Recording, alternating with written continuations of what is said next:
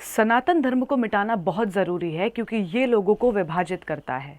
ये शब्द हैं तमिलनाडु की राजनीति के एक प्रमुख सदस्य और डीएमके के वरिष्ठ नेता के। और जब से उन्होंने ये बयान दिया है तब से इंटरनेट पर तूफान सा आ गया है।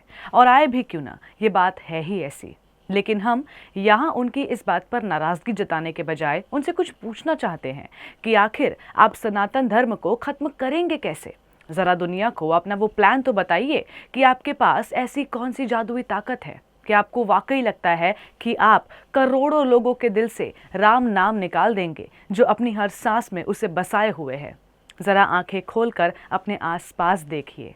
आप जिसे मिटाने चले हैं वो आपके अस्तित्व का आधार है। क्या आप उस चमकते हुए सूर्य को बुझा सकते हैं जो बिना भेदभाव के पूरी दुनिया को रोशनी देता है? क्या आप उस बहती हुई नदी को रोक सकते हैं जो सदियों से आपकी प्यास बुझा रही है? सनातन तो उस वट वृक्ष का नाम है जिसकी जड़ें पाताल में हैं। आप ऊपर की कुछ टहनियां काटकर खुश हो सकते हैं, पर जड़ों तक पहुंचना आपके बस की बात नहीं। आप उस अटल पर्वत को हिलाने की बात कर रहे हैं जिसे स्वयं कालचक्र भी हिला नहीं पाया। आप माने या ना माने, आप जिस हवा में सांस ले रहे हैं उसमें भी सनातन का एक अंश है। लेकिन गलती आपकी नहीं है। शायद आपने कभी इतिहास के पन्ने पलटकर देखा ही नहीं, क्योंकि अगर देखा होता तो आप ऐसी भद्दी बात कभी नहीं करते। पर कोई बात नहीं, हम आपको बताते हैं कि आपसे कई बड़े नाम और कई ज़्यादा क्रूर ताकतवर लोग इस मिट्टी पर सनातन को खत्म करने के उद्देश्य से आए थे। याद कीजिए महमूद गजनी को, जिसने सोमनाथ के मंदिर को 17 बार लूटा, उसके पत्थर पत्थर को तोड़ने की कोशिश की ताकि हिंदुओं का हौसला टूट जाए। याद कीजिए अलाउद्दीन खिलजी को, जिसने नालंदा का महान पुस्तकालय महीनों तक जलाए रखा ताकि हमारा ज्ञान, हमारे वेद और हमारा इतिहास राख हो जाए।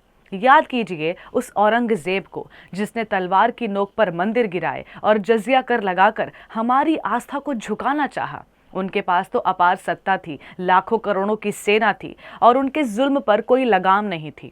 पर अंत में क्या हुआ? खिलजी, औरंगजेब और गजनी और ऐसे कई तमाम लोग इतिहास के कूड़ेदान में मिल गए, मिट्टी में मिल गए। आज उनका नाम केवल नफरत के साथ लिया जाता है। लेकिन उसी सोमनाथ के शिखर पर आज भी भगवा झंडा पूरी शान से लहरा रहा है और नालंदा का ज्ञान आज पूरी दुनिया में फिर से गूंज रहा है। सिर्फ इतना ही नहीं, अंग्रेज़ों ने भी कुछ कम चालें नहीं चली थीं। अंग्रेज़ों ने हमारी शिक्षा व्यवस्था को कुचलने की कोशिश की ताकि हम अपनी जड़ों को भूल जाएं। उन्होंने हमें सपेरों का देश कहा, हमें पिछड़ा बताया, हमारी संस्कृति को अंधविश्वास घोषित किया। उन्होंने सोचा कि वे हमारी सोच बदल देंगे तो सनातन अपने आप मर जाएगा। लेकिन आज देखिए, वो अंग्रेज चले गए, उनकी हुकूमत का सूरज ढल गया, पर सनातन धर्म आज भी उगते हुए सूरज की तरह पूरी दुनिया को राह दिखा रहा है। अरे जो काम 800 साल की गुलामी विदेशी तलवारें नहीं कर पाई, वो काम कुछ चुनावी भाषणों और विधानसभा की कुर्सियों पर बैठकर आप कैसे करेंगे? सनातन कोई किताबी कानून नहीं है जिसे आप एक कलम की नोक से बदल देंगे। ये तो प्रकृति का नियम है। ये वो संस्कार है जो हमें सिखाता है कि चींटी को भी दाना दो, पेड़ की पूजा करो और गाय की सेवा में पुण्य ढूंढो। ये वो खून है जो इस देश के हर नागरिक के रगों में दौड़ रहा है। बात एकदम सीधी है। आप चुनाव जीत सकते हैं, आप सरकारें चला सकते हैं, आप नीतियां बना सकते हैं, हमें उससे कोई दिक्कत नहीं है। लेकिन उस भक्ति, उस सनातन को मत ललकारिए जो हजारों सालों से इस मिट्टी के कण कण में रचा बसा है।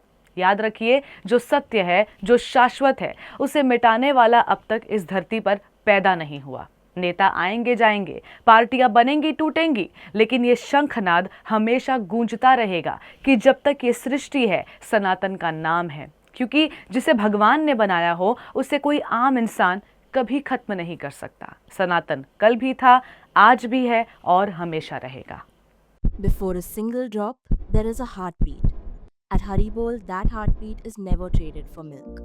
Every cow and bull lives protected lifelong. This is ahimsa. This is kindness. This is devotion. Switch to Haribol Ahimsa A2 Milk. ऐसे ही और भक्तिमय कार्यक्रमों के लिए देखिए हरे कृष्णा टेलीविजन और इसे प्राप्त करने के लिए आप अपने केबल अथवा डीटीएच ऑपरेटर से संपर्क करें तथा और अधिक जानकारी के लिए आज ही डायल करें 7666 839 839।